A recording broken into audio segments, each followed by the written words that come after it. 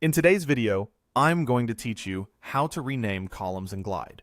If you're organizing your app's information or making your data more readable for teammates, renaming columns is a quick win that can save confusion later on.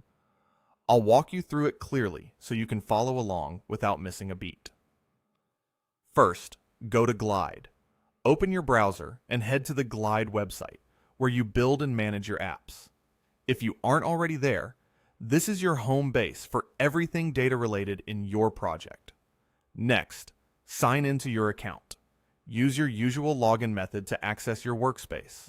Once you're in, you'll see your list of projects. Pick the one you want to edit, so we're working in the right place. Open the project you want to edit. This brings you into the Builder, where the interface is split between your app preview and the tools you'll use to manage data and design. At the top, click Data. This switches you into the Data Editor, which is where all your tables live. Think of tables as spreadsheets inside your project. Each table holds rows of records, and each column represents a specific piece of information, like name, email, or status. On the left, choose the table you want to edit. You'll see a list of your tables in the sidebar. Click the one that contains the column you're planning to rename. The main panel will display the columns across the top and the rows beneath them. Now, double-click the column you want to rename.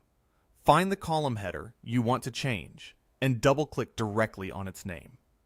This highlights the current name so you can edit it in place. Rename the column. Type in the new name clearly and consistently. A good column name should describe exactly what the data represents, so future you and anyone else on your team knows what it's for.